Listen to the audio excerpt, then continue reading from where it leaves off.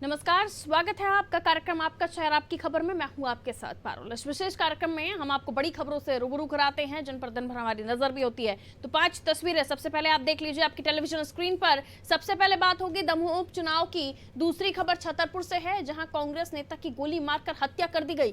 तीसरी खबर में बात करेंगे छत्तीसगढ़ की गरियाबंद जिले की, जहां सुपेबेड़ा गांव में किडनी की बीमारी से लोगों में दहशत बढ़ती जा रही है। चौथी खबर में बताएंगे आखिर क्यों एक बार फिर प्रदेश टाइगर स्टेट बन सकता है। पांचवी और आखिरी खबर में बात करेंगे कोरोना की।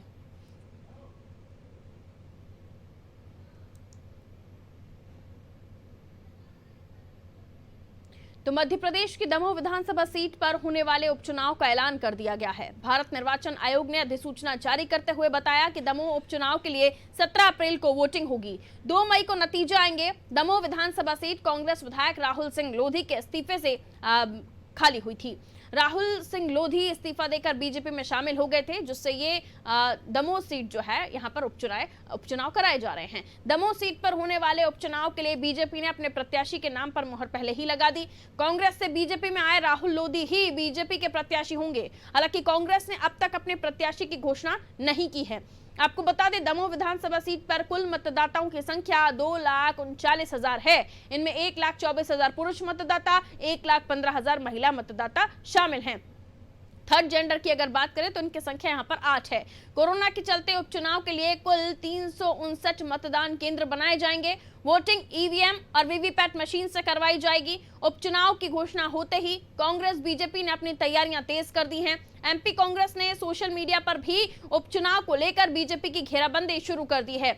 इसी बीच कांग्रेस ने ट्वीट कर दमोह उपचुनाव जीतने का दावा भी किया है और लिखा है गद्दारों से नहीं जनता को मोह, कांग्रेस जीतेगी उपचुनाव। यानी उन्होंने ये लिखा है गद्दारों से नहीं जनता को मोह, कांग्रेस जीतेगी उपचुनाव। वहीं नगरीय प्रशासन मंत्री और दमोह उपचुनाव प्रभारी भूपेंद्र सिंह ने भी उपचुनाव में जीत का दावा कर दिया है। पूर्व वित्त मंत्री जयंत मलैया के चुनाव में बगावती तेवर दिखाने पर भूपेंद्र सिंह ने कहा उपचुनाव बीजेपी उन्हीं के नेतृत्व में लड़ेगी। मतलब साफ है, दमोह उपचुनाव में मुकाबला दिलचस्प होने को देखने को मिलेगा। निश्चित रूप से माननीय मुख्यमंत्री जी ने मंच से और माननीय प्रदेश अध्यक्ष जी ने मंच से इस बात की घोषणा कर दी है कि श्री राहुल लोधी ही भारतीय जनता पार्टी के अधिकृत प्रत्याशी होंगे। ये प्रदेश अध्यक्ष जी ने भी कहा है, मुख्यमंत्री जी ने भी कहा है दमोह के कार्यक्रम में, इसलिए इसमें कहीं कोई भ्रम की स्थिति नहीं। देखिए, जयंत मलैया जी हमारे पार्टी के वरिष्ठ नेता हैं, सीनियर नेता हैं। उनका पूरा जीवन भारतीय जनता पार्टी को बनाने में गुजरा है। भारतीय जनता पार्टी को अकेले न केवल दमोह में बल्कि पूरे सागर संभाग में और प्रदेश में पार्टी को खड़ा करने में मलैया जी का बहुत बड़ा योगदान है। वरिष्ठ नेता है और इसलिए उनके नेतृत्व में हम लोग वहाँ पर चुनाव लड़ेंगे और वो चुनाव की कमान संभालेंगे। तो ये तो पहले से ही साफ था कि जिन जगहों पर कांग्रेस के जो नेता थे, यानी कुछ सिंधिया समर्थक, कुछ और नेता जो बाद में कांग्रेस छोड़ बीजेपी में आए, उनके आने से पार्टी में कुछ ना कुछ परेशानियां तो होंगी ही। जाहिर है अब राहुल सिंह लोधी को प्रत्याशी बनाया है तो बाकी बड़े कद्दावर नेता उनको दरकिनार किया गया है। इन्हीं में एक नाम जयंत मलैया साहब का भी है, लेकिन पार्टी ने साफ कर दिया है कि बड़ा चेहरा है, वो बिग फेस में शामिल हैं, उनके ही नेतृत्व में दमोह उपचुनाव लड़ा जाएगा। समझने की कोशिश करेंगे हम। मनोज वर्मा जी हमारे साथ इस वक्त मौजूद है, हमारे पॉलिटिकल एडिटर हैं। मनोज वर्मा जी, जयंत मलैया अब उनके रुख जो हैं वो सख्त दिखाई दे रहे हैं, उनके तेवर कुछ ठीक नहीं लग रहे हैं, जिसको लेकर पार्टी ने भी कहा बचाने के लिए सही कि अब उनके ही नेतृत्व में चुनाव लड़ा जाएगा। दमोह उपचुनाव कैसे देखते हैं आप? देखिए, 2 महत्वपूर्ण फैक्टर है पारुल इस चुनाव में। जयंत मलैया 7 बार के विधायक थे, मंत्री रहे, वित्त मंत्री रहे लंबे समय, और वो महज 798 वोटों से हारे। तो इस हार के पीछे सबसे बड़ा कारण था रामकृष्ण पिसमरिया, जो कि बीजेपी के विधायक भी रहे, मंत्री भी रहे और सांसद भी रहे।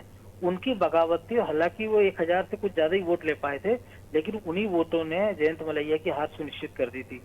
दूसरा, जो राहुल सिंह है, राहुल लोधी, वो और जयंत मलैया एक दूसरे को चाचा भतीजे जैसा सम्मान करते हैं। जब वोटिंग और काउंटिंग जब साथ साथ होती, जब चलती थी, तो वो एक साथ अपना खाना दोनों का एक घर से आता था। काउंटिंग के समय भी दोनों ने एक साथ खाना खाया। तीसरा सबसे बड़ा फैक्टर है सिद्धार्थ मलैया, जो कि जयंत मलैया के बेटे हैं। जयंत मलैया पिछली 2 चुनाव से चाह रहे थे कि सिद्धार्थ मलैया को टिकट मिल जाए। लेकिन बीजेपी में जैसे कि परंपरा है, जैसे गोपाल भार्गव के बेटे उन अभिषेक को टिकट नहीं मिला, गौरी शंकर सेजवार के बेटे मुदित सेजवार को टिकट मिला, लेकिन गौरी शंकर सेजवार को अपना टिकट छोड़ना पड़ा। कैलाश विजयवर्गीय के बेटे आकाश विजयवर्गीय को टिकट मिला, लेकिन कैलाश विजयवर्गीय को अपना टिकट छोड़ना पड़ा। जयंत मलैया चाहते थे कि उनके साथ साथ बेटे को टिकट मिले, लेकिन बीजेपी में रहते हुए संभव नहीं था। इस बार जयंत मलैया को उम्मीद थी कि शायद वो चुनाव जीतते तो ये उनका आखिरी चुनाव होता और 5 साल बाद यानी 2023 में वो अपनी जगह सिद्धार्थ मलैया को टिकट दिला देते।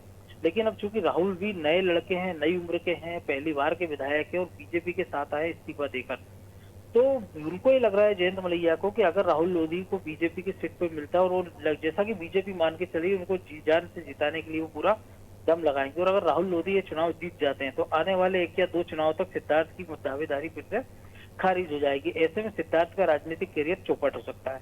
तो एक और सिद्धार्थ मलैया बगावती तेवर दिखा रहे हैं, दूसरी ओर जयंत मलैया। तो हो सकता है उनको ये लगता है कि पार्टी बीच का कोई रास्ता निकाले, कि उनको कोई आश्वासन दे दे किसी निगम मंडल का, या सिद्धार्थ के लिए भविष्य का आश्वासन दे दे कि शायद उनको लोकसभा के लिए टिकट चुनाव लड़ा दें।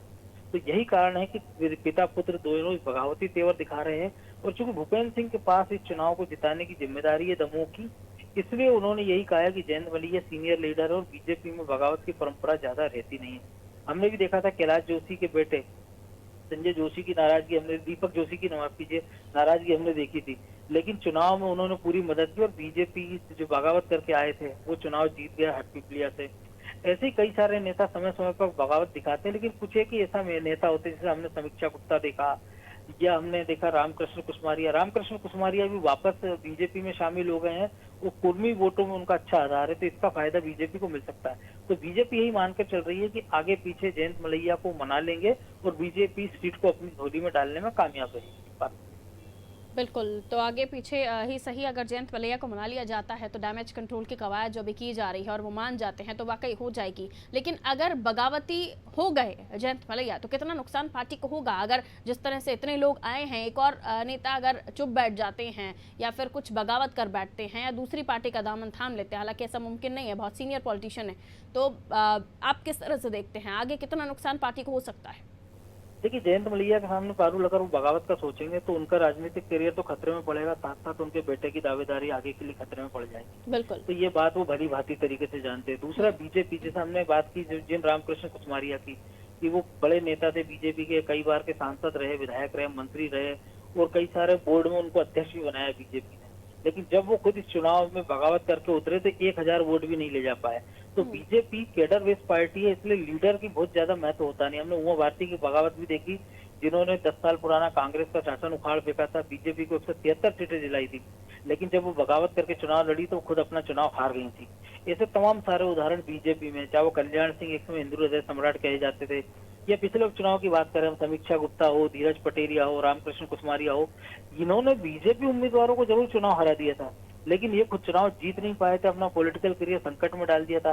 अब रामकृष्ण कुसमारिया 75 पारे बीजेपी में जरूर आ गए, लेकिन उनकी राजनीतिक जो हैसियत है वो बीजेपी में खत्म हो गई है। समीक्षा गुप्ता, बीजेपी ने उनको महापौर बनाया था ग्वालियर का, उन्होंने बगावत की, अब वो हाथ जोड़कर वापस बीजेपी में आ गई है। धीरज पटेरिया कांग्रेस के साथ चले गए थे, कांग्रेस छोड़ दिए, लेकिन बीजेपी ने उनको अब तक वापस नहीं दिया है। ऐसे तमाम उदाहरण है और जयंत मलैया भी इस बात को अच्छे से जानते हैं। तो वो एक हद तक वो जो है रबड़ एक हद तक वो खींचेंगे कि वो टूटे ना, ताकि गुंजाइश बनी रहे। बिल्कुल, बहुत शुक्रिया मनोज जी। तो न कीजिए ऐसी गलती के बाद में हो पछतावा। और खुद जयंत मलैया साहब तो इतने सीनियर पॉलिटिशियन हैं, मध्य प्रदेश की राजनीति को बहुत भली भांति समझते हैं, तो कहा तो यही जा सकता है कि ऐसा वो कुछ नहीं करेंगे, वरना उनके बेटे का भी राजनीतिक भविष्य खतरे में पड़ सकता है। हालांकि अब समय के साथ पता चलेगा कि उनका कदम क्या होता है, या वो पार्टी के साथ, जैसे कि जो पार्टी का डेकोरम भी है, डिसिप्लिन भी है कि भले ही कुछ भी हो लेकिन पार्टी कार्यकर्ता, पार्टी नेता उन्हीं के साथ होते हैं। अगली खबर की ओर बढ़ रहे हैं। मध्य प्रदेश के छतरपुर जिले में मंगलवार को एक कांग्रेस नेता की गोली मारकर हत्या कर दी गई। इसके बाद से बड़ा मलहरा में तनाव की स्थिति निर्मित हो गई है। कांग्रेस समर्थकों ने वहां के बाजार बंद करवा दिए हैं, तोड़फोड़ की है और पुलिस के खिलाफ आक्रोश भी दर्ज कराया है। अभी तनाव की स्थिति बनी हुई है। जानकारी के मुताबिक गुवारा कांग्रेस के ब्लॉक अध्यक्ष इंद्र प्रताप सिंह परमार और छोटे राजा पर हेलमेट पहने 2 बाइक सवार हमलावरों ने गोली दाग दी। एक गोली ब्लॉक कांग्रेस नेता के पेट में लगी, जिसके बाद उन्हें सरकारी अस्पताल में भर्ती कराया गया। लेकिन इलाज के दौरान ब्लॉक कांग्रेस नेता की मौत हो गई। सूत्रों के मुताबिक कांग्रेस नेता की मौत तो मौके पर ही हो चुकी थी। आपको बता दें, कांग्रेस नेता इंद्र प्रताप सिंह और छोटे राजा के बड़े भाई भागवत सिंह की भी साल 2013 में हत्या कर दी गई थी। संदेह किया जा रहा है कि इस हत्या के पीछे भी पुराना विवाद हो सकता है। हमलावरों ने वारदात को अंजाम देने के बाद बड़ा मलहरा के जंगल में एक मोटरसाइकिल फेंककर वो फरार हो गए। कांग्रेस नेता की मौत की खबर सुनते ही समर्थकों ने जिला अस्पताल में हंगामा मचाया और तोड़फोड़ शुरू की, लेकिन तब तक बड़ी संख्या में पुलिस बल भी जिला अस्पताल में तैनात कर दिया गया था। मैं अभी बड़ा मलहरा में थी। मुझे जानकारी लगी कि टिंकू के होटल के पास छोटे राजा पटिया, जो हमारे ब्लॉक अध्यक्ष छिंदवाड़ा से, उनको गोली मार दी गई। मैं निरंतर वैसे ही बैठ के गाड़ी में आई रही थी कि वहाँ कुछ बच्चे आ गए, उनका भी सहयोग किया और वहाँ सीसीटीवी कैमरे में देखा पुलिस अपना काम कर रही थी। उस दौरान तो देखिए, मामला बड़ा है और इसीलिए जो है कांग्रेस भी इस बारे में आक्रोशित दिखाई दे रही है। हम इस मामले को और भी समझ लेते हैं कि अभी तक कानूनी कार्रवाई कहां तक पहुंची है, पुलिस क्या कुछ कर रही है। एसपी सचिन शर्मा जी हमारे साथ इस वक्त फोन लाइन पर मौजूद हैं। सचिन शर्मा जी, बहुत स्वागत करती हूँ आपका नादी टीवी पर। जी धन्यवाद। सचिन शर्मा जी, इंद्र प्रताप सिंह के मामले में मैं आपसे चर्चा करना चाहती हूँ। अभी तक कहाँ तक जांच पहुंची है और क्या कुछ निकलकर सामने आया है? जिन लोगों ने गोली मारी थी, कोई शनाख्त हो पाई है उनकी? कोई सूत्र, कोई सोर्सेस? जी, छतरपुर जिले के थाना बड़ा मलहरा अंतर्गत जी, कल शाम को ये घटनाक्रम हुआ था। इसमें फरियादी के आवेदन के आधार पे 6 लोगों के विरुद्ध मुकदमा कायम किया गया है। जी, इसमें 18 सदस्यीय टीम गिरफ्तारी व विवेचना के लिए बनाई गई है और अलग अलग बिंदुओं में इसमें जांच हो रही है जी। और इसमें जल्दी गिरफ्तारी की जाएगी। चलिए, लेकिन अब जिस तरह का आक्रोश कांग्रेसी वहां पर दिखा रहे हैं, जिस तरह से अब बताया जा रहा है कि कांग्रेस सड़क पर भी आने की तैयारी में है, तो उसको लेकर क्या कुछ आगे की तैयारियां हैं सर? किस तरह से कांग्रेस नेताओं को शांत किया जाएगा? परिवार से भी बात हो गई है, सभी लोग आश्वासन दिया गया है और इसमें विधि सम्मत जो कार्रवाई है वो की जाएगी। एक और अंतिम सवाल, भागवत सिंह की मौत 2013 में, उनकी भी हत्या हुई थी। अब इंद्र प्रताप की हत्या, ये दोनों मामले कनेक्ट हो रहे हैं क्या? आपकी कार्रवाई कुछ कह रही है इस मामले में, या अभी तक इस मामले में कुछ नहीं हुआ? फरियादी ने जो आवेदन दिया है उसके आधार पे कार्रवाई की गई है। विवेचना के लिए अभी सभी बिंदु खुले हुए हैं जी, और जिस तरफ भी विवेचना बढ़ेगी या क्लूज मिलेंगे उसके आधार पर आगे की कार्रवाई सुनिश्चित करेंगे। चलिए, शुक्रिया हमारे साथ जुड़ने के लिए सचिन शर्मा जी। तो एसपी सचिन शर्मा हमारे साथ फोन लाइन पर मौजूद थे, जिन्होंने पूरी जानकारी दी कि अभी विवेचना की जा रही है। देखिए, एंगल तो ये भी पुलिस देख रही है कि भागवत सिंह, जो कि उनके ब्रदर थे, 2013 में उनकी भी हत्या की गई थी। तो क्या कोई पुराना विवाद था जिसकी वजह से इंदर सिंह की हत्या की गई है? क्योंकि 2 लोग आए, हेलमेट पहने हुए थे, ढाई ढाई करके गोलियां दाग दी और उसके बाद वो जिस बाइक पर आए थे उस बाइक को भी फेंक कर वो फरार हो गए। तो क्या सोची समझी रणनीति के तहत इस पूरी घटना को अंजाम दिया गया है? प्री प्लान सब कुछ था। अब संदेह किया जा रहा है कि इस हत्या के पीछे कोई पुराना विवाद हो सकता है, लेकिन पुलिस फिलहाल कुछ भी कहने को तैयार नहीं है, क्योंकि उनका यही कहना है कि अभी जांच हो रही है, विवेचना की जा रही है। अभी विवेचना कहां तक पहुंचेगी, कहां तक जांच पहुंचेगी, कब तक होगा, क्योंकि कांग्रेस से इस मामले में आक्रोशित है। कांग्रेस नेता की ही हत्या हुई है, जिसकी वजह से अब कांग्रेस इस मामले में आक्रोशित दिखाई दे रही है। इंद्र प्रताप सिंह, जिन्हें छोटे राजा के नाम से भी जाना जाता था, और अब इस मामले में कांग्रेस भी पुलिस पर, कानून व्यवस्था पर सवाल उठा रही है। गरियाबंद जिले के सुपेबेड़ा में किडनी की बीमारी से मौतों का सिलसिला जारी है। सुपेबेड़ा गांव में फिर किडनी की बीमारी से और लोगों की मौतें हो रही हैं। इस मौत के बाद किडनी से मौत का आंकड़ा गांव में 77 पहुंच चुका है और अभी करीब 150 से ज्यादा लोग इस बीमारी से जंग लड़ रहे हैं। आपको बता दें, सुपेबेड़ा में सरकार की घोषणा और सरकार का वादा गलत साबित होता नजर आ रहा है। सरकार लगातार सुपेबेड़ा के ग्रामीणों को बेहतर सुविधाएं उपलब्ध कराने का दावा करती रही, लेकिन सुपेबेड़ा की हालत सुधरने के बजाय और बिगड़ती जा रही है। प्रदेश में पुरानी सरकार गई और नई आई, लेकिन इस गांव की हालत जस की तस है। सरकार बनने के पहले मुख्यमंत्री भूपेश बघेल ने सुपेबेड़ा का दौरा किया था। इस दौरान उन्होंने यहां रह रहे लोगों को शुद्ध पेयजल दिलाने का वादा किया था, लेकिन अब तक इस ओर कोई काम नहीं किया गया। गांव में बुजुर्ग, युवा, बच्चे भी किडनी की बीमारी से पीड़ित हैं। ये कहना गलत नहीं होगा कि सुपेबेड़ा के लोगों को किडनी की बीमारी विरासत में मिल रही है। किडनी बीमारी से पीड़ित 45 वर्षीय एक और ग्रामीण की मौत हो गई। मृतक किडनी रोग से सालों से पीड़ित था। जिले के अधिकारियों ने बताया कि सुपेबेड़ा के ग्रामीणों को इस दहशत से बाहर निकालने के लिए हमारी तरफ से हर संभव प्रयास किया जा रहा है। गांव में किसी को दहशत की जिंदगी ना जीनी पड़े। गांव के लोगों का कहना है यहाँ के पानी में कुछ ऐसे तत्व हैं जिसके चलते उन्हें ये बीमारी हो रही है। कई बार तेल नदी से पानी मुहैया कराने की मांग की जा चुकी है। उनका उपचार जो है उड़ीसा में चल रहा था और उनको जो है शुगर या प्रेशर और भी बीमारियां थी, साथ में किडनी का भी प्रॉब्लम था उनको। और 2 दिन पूर्व मैं भी वहाँ के दौरे पे गया था, तो उनके परिजनों से मिला था मैं। उनको जो है एम्स या मेकाहारा या डीकेएस में इलाज कराने, उपचार कराने, जांच कराने की सलाह दी गई थी, परंतु उनके द्वारा जो है आयुर्वेदिक इलाज चलाया जा रहा था और उनके द्वारा साफ मना किया गया कि हम जो है इसी में स्वस्थ हैं और वो और कहीं इलाज कराने नहीं जाएंगे। हमारा दस्ता भी 2-4 दिन पहले उनको घर पे मिलने भी गया था। उनको हमने एम्स या मेकाहारा रेफ़र करने की भी पूरी तैयारी रखी थी, लेकिन उन्होंने उसके लिए मना किया था और वो कहाँ पे भी जाना नहीं चाह रहे थे। उसके कारण जो भी उनके रीनल फंक्शंस में प्रॉब्लम होकर उनका डेथ हो गया है। उसमें ख़ास तौर पे जो पानी की व्यवस्था करनी है वो सरफेस वाटर से करनी है, क्योंकि ग्राउंड वाटर से अगर कुछ करते तो उसमें कुछ फिर से परेशानी रहेगी। तो सरफेस वाटर का जो वहाँ पे एनीकट बनना है उसको इरिगेशन को पैसा दिया गया है।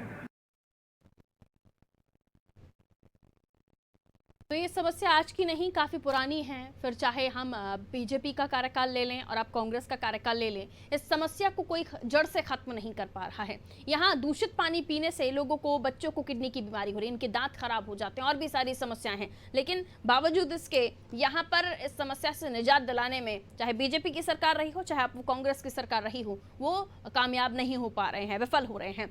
लक्ष्मण संवाददाता फोन लाइन पर इस वक्त हमारे साथ मौजूद हैं। लक्ष्मण, यहाँ एक नहीं, 2 नहीं, 200 से ज़्यादा के आंकड़े हैं किडनी से लोगों की बीमारी के, लेकिन बावजूद इसके हर बार की तरह इस बार भी आश्वासन दिया जाता है कि पानी की समस्या का निदान होगा, लेकिन हो नहीं पाता। आखिर वजह क्या है? लोगों का क्या कहना है? अधिकारी इस मामले में किस तरह से बच रहे हैं? जी, हम लोग इसी बात को लेकर अधिकारी के पास गए थे, जिले के अधिकारी के पास। उसका साफ तौर से यही कहना है कि हमारे तरफ से पूरा प्रयास किया जा रहा है ना। हमारे तरफ से पूरा प्रयास किया जा रहा है कि वहाँ की लोगों की मृत्यु न हो, ऐसा करके। फिर भी उन लोगों का भी प्रयास भी जारी है। और अभी हमने कलेक्टर से बात किया गया गरियाबंद जिले के, उन्होंने कहा कि वहाँ पर अभी वाटर स्पोर्ट लगाया गया है, उसका कार्य अभी जारी है और टाइम लगेगा, ऐसा बोला गया है ना। और अगर आंकड़े का बात किया जाए तो कम से कम यहाँ 70 से ज्यादा मौत हो चुका है, वो भी किडनी की वजह से हुआ है। जी चलिए, किडनी की वजह से तो समस्या बनी ही हुई है और ये जाहिर है जब पानी दूषित होता है तो कई और तरह की बीमारियां होती हैं।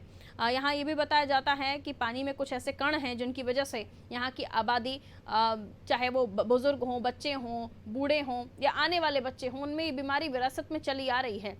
अब इतने सालों से तमाम चीज़ें हो रही हैं, यहाँ के लोगों ने जाहिर है अलग अलग जगहों पर अपनी बात रखी होगी, जो विधायक हैं, जो मंत्री हैं, उनसे भी कहा होगा। सही है, ये लोग ना इतने मतलब उदास हो गए हैं उस पानी को लेकर कि ये लोग ना कलेक्ट्रेट घेराव भी करने आते हैं, हजारों की संख्या में ग्रामीण, और अपने इच्छा मृत्यु का मांग भी किए हैं लोग। अब उससे बात ये जाहिर होता है कि ये लोग कितना मतलब ग्रसित है पानी को लेकर। चलिए, शुक्रिया जानकारी के लिए। तो सुपेबेड़ा, जहां बताया जाता है कि फ्लोराइड और आर्सेनिक, ये इसकी मात्रा पानी में बहुत ज़्यादा है, जिसकी वजह से यहाँ के जो बच्चे हैं वो भी कहीं ना कहीं इस बीमारी में झोंके जा रहे हैं, क्योंकि जब पता है कि इस समस्या से पानी हर घर पहुंचाने की बात पानी को की जाती है, तमाम सरकारें चाहे किसी भी राज्य में क्यों ना हो, लेकिन इस अनमोल पानी को आप इस तरह से समझिए कि यहाँ के लोग गंदा पानी पीते हैं और उसकी वजह से ये खुद जानते हैं कि अपनी ज़िंदगी में वो मौत को दावत दे रहे हैं, लेकिन मजबूर हैं। चलिए आगे बढ़ते हैं। बाघों की संख्या के मामले में मध्य प्रदेश अपना अव्वल दर्जा देश में कायम रख पाएगा या नहीं, ये तो अगले साल प्रस्तावित बाघों की देशव्यापी गणना के बाद तय होगा। पर प्रदेश के जंगलों से अच्छे संकेत मिलने लगे हैं। वन विभाग के आंतरिक गिनती में प्रदेश के टाइगर रिजर्व में वर्ष 2018 की तुलना में औसतन 5 से 60% तक बाघ बढ़ गए हैं। ये आंकड़े भरोसा दिलाते हैं कि मध्य प्रदेश देश में सबसे ज्यादा बाघ वाले टाइगर स्टेट के रूप में पहचान कायम रखेगा। प्रदेश के 5 नेशनल पार्क, 24 अभ्यारण्य और 63 सामान्य वन मंडलों में 2 साल में 100 से ज्यादा बाघ बढ़े हैं। इसके अलावा 45 से ज्यादा शावक हैं जो अगले साल गिनती शुरू होने तक 1 वर्ष की उम्र पार कर लेंगे और गिनती में शामिल हो जाएंगे। प्रदेश के टाइगर रिजर्व में बाघ आकलन फेज 4 के तहत पिछले साल आंतरिक गणना की गई थी। इसके हाल ही में जो सामने आए हैं रिजल्ट, उसमें उत्साहजनक आंकड़ों ने वन विभाग में नई उम्मीदों का संचार कर दिया है। अगर इसी अनुपात में बाघों की संख्या बढ़ी तो आगामी गणना में बाघों की संख्या 660 के आसपास होगी। हालांकि वर्ष 2018 में कर्नाटक में 524 और मध्य प्रदेश में 526 बाघ गिने गए थे। दोनों में बड़ा अंतर नहीं था, इसलिए वन विभाग को सावधानी बरतनी होगी। पहले तो बाघों की मौत के ग्राफ को कम करने की कोशिश करनी होगी, जो मॉनिटरिंग बढ़ाकर ही संभव है। तकनीक के माध्यम से तकनीक का अधिकतम उपयोग कर प्रत्येक बाघ को गिनने का प्रयास करना जरूरी होगा, जिसकी वजह से आने वाले समय में जो गणना हो उसमें हम तमाम बाघों की संख्या को अच्छी तरीके से गिन सकें।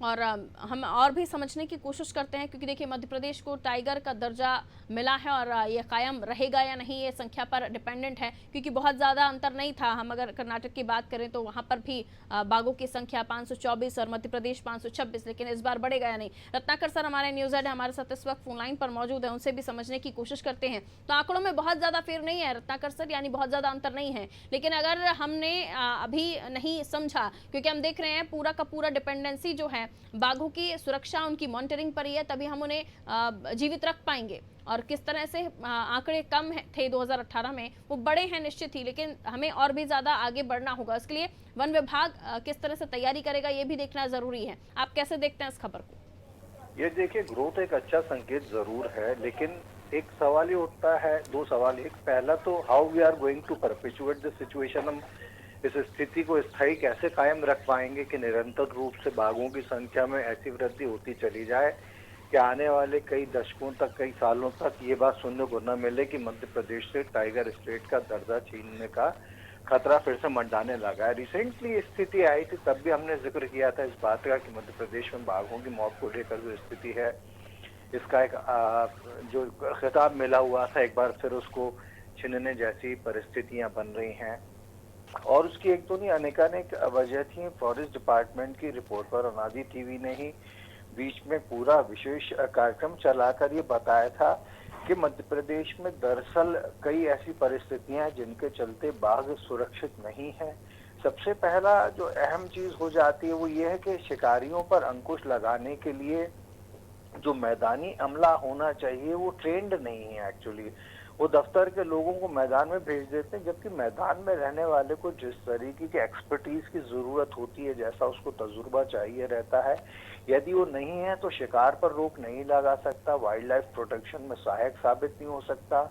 एक ये भी चीज सामने निकल कर आई थी कि मध्य प्रदेश में शिकारियों का जो कन्विक्शन रेट है बहुत ज्यादा कम है, जिसके चलते इस शिकार में शामिल लोग पकड़े जाने के बाद भी अधिकतर लोग छूट जाते हैं और उनके भीतर से कानून का खौफ जो है खत्म होने लगता है और ये शिकार की प्रवृत्ति को बढ़ावा देता है। तो इन सारे फैक्टर्स के कायम रहने के बीच में जो फैक्टर्स बमुश्किल हमने 1.5 से 2 महीने पहले खास कार्यक्रम चला के डिस्कस किए थे, उनके बावजूद अगर ये हो रहा है कि बाघों की संख्या बढ़ी है तो एक बहुत अच्छा संकेत है, लेकिन इसका श्रेय किसी को नहीं दिया जा सकता हाल फिलहाल के वक्त में, क्योंकि जिन लोगों के हाथ में इसकी कमान थी उन सारे के सारे लोगों से जुड़ी कई ऐसी खामियां सामने आ रही थी लगातार, जिनसे लग रहा था कि प्रदेश में टाइगर फिर खतरे में आ चुका है। फिर भी एक अच्छी बात है, अब फॉरेस्ट डिपार्टमेंट को और जो बोर्ड वगैरह सरकार बनाती है उनको इस बात पे ध्यान देना पड़ेगा कि जो फॉरेस्ट एरिया है, बाघों का एरिया है, वहाँ खनन की अनुमति न दी जाए, वहाँ दीगर ऐसी गतिविधियों की अनुमति न दी जाए जिससे बाघ के स्वच्छंद विचरण में बाधा पहुंचे। शिकारियों पर रोक लगाने के लिए और ट्रेंड अमले को वहां पर रखा जाए ताकि ये जो चीज है इसमें स्थायित्व तो मिलता रहे और आने वाले दिनों में और अच्छे नतीजे देखने के लिए मिल सके। बहुत शुक्रिया रत्नाकर सर जानकारी देने के लिए। तो आने वाले समय में अच्छे नतीजों के लिए थोड़ा संघर्ष, थोड़ी मेहनत तो करनी पड़ेगी। बाघों की मॉनिटरिंग, बाघों की संख्या बड़ी है तो उसे किस तरह से संभाला जाए या फिर यूँ कहें कि किस तरह से सहेजा जाए, ये तमाम चीज़ें हैं जिन्हें ध्यान में रखना होगा। चलिए आगे बढ़ते हैं। महाराष्ट्र समेत अन्य राज्यों की तरह मध्य प्रदेश में भी कोरोना वायरस मार्च में तेजी से पैर पसार रहा है।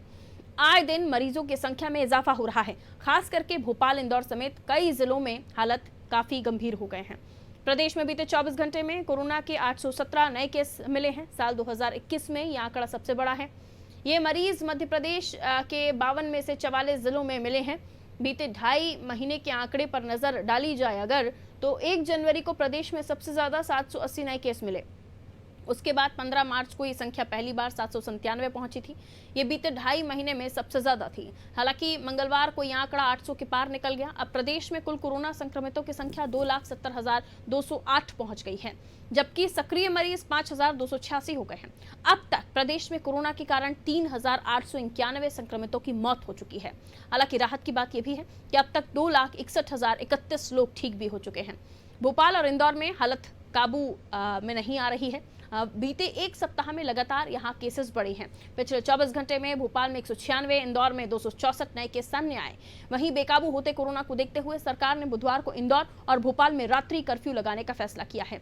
यहां रात 10 बजे से सुबह 6 बजे तक कर्फ्यू रहेगा।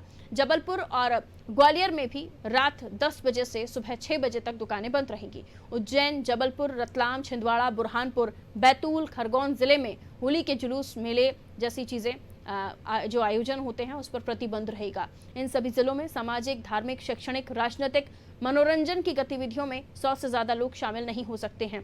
प्रशासन की अनुमति इसके लिए लेनी बेहद जरूरी होगी, उसके बाद ही कोई आयोजन हो सकेगा।